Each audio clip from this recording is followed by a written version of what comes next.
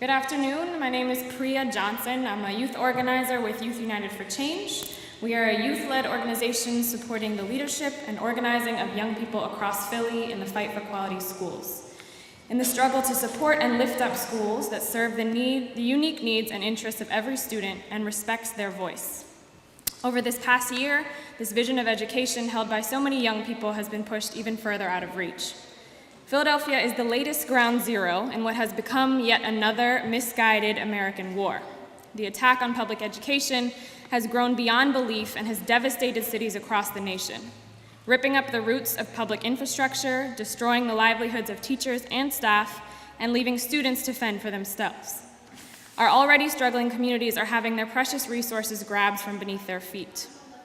What we are facing in Philly today is no accident, but a crisis born of intentional divestment from education, from low-income communities of color, and from the future of young people.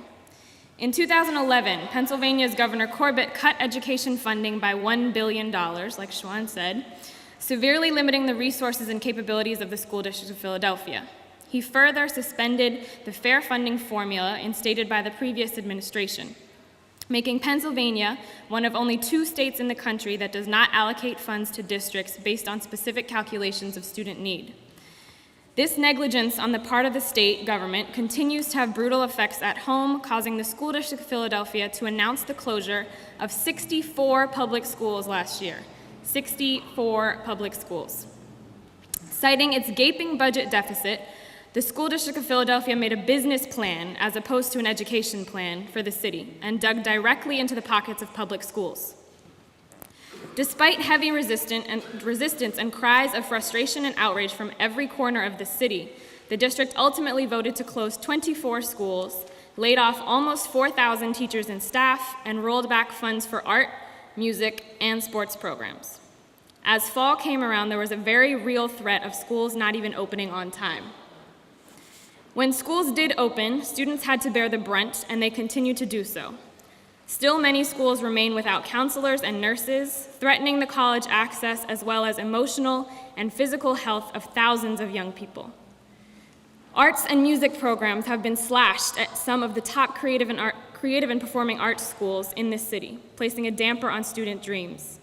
Schools have been left barren of support staff, so much so that parents and community members have volunteered time to work as front office staff and hall monitors.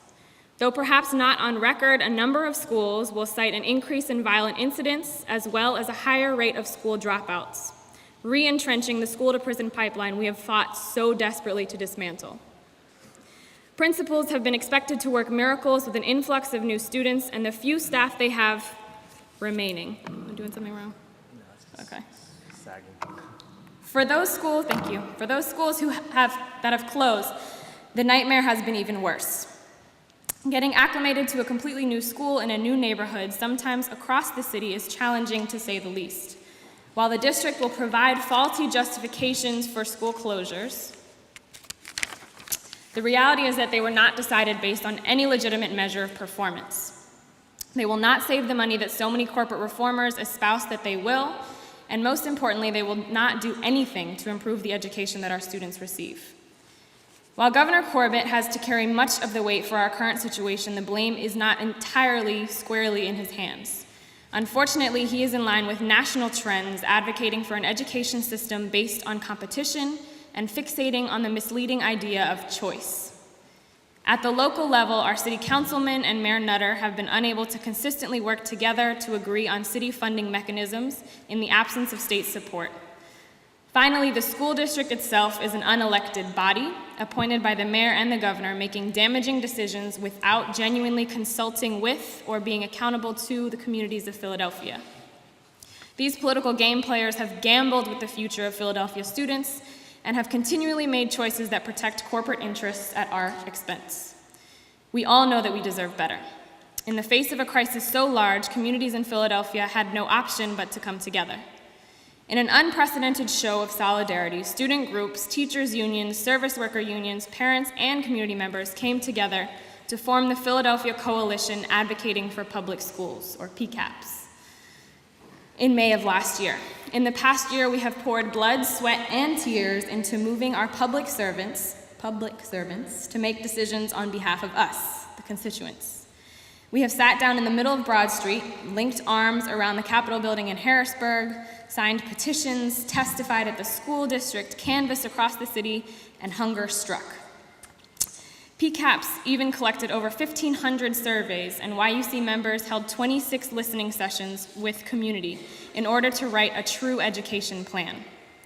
The Philadelphia Community Education Plan, which has been presented to the district, calls for many changes, including the reinstatement of a fair funding formula, the implementation of charter school accountability standards, and the creation of community schools. Students have been front and center in this fight from the very beginning. Young people from Youth United for Change have been persistent and creative in crafting their strategies, deciding which targets to press and how to do it most effectively. Youth members have been a presence at countless rallies, protests, and marches, pressing to have their voices heard. They have led actions defending their city from corporate reformers eager to capitalize on this crisis, and made it known that they are unwelcome. As Schwan mentioned, on May 17th, YUC, PSU, and other student groups organized an almost 3,000 student walkout. Students left school and marched from the school district and around City Hall in protest of cuts to music, arts, and sports. All of these efforts have shown growing power, and we have certainly made some gains. Through our organizing, we brought down the number of school closures from 64 to 24. We won the reinstatement of school safety staff across the district. The city government has pledged $50 million to the School District of Philadelphia, and earlier this week, Governor Corbett released $45 million to fund our schools. While welcome, this funding is still too little too late and makes no progress towards a sustainable financial solution. More school closings are looming in the coming months. Still, there is much work to be done, and it will remain a difficult fight until those in power learn to listen to the youth and prioritize education, to respect and deliver on our human rights to learning and livelihood instead of violating them time and again.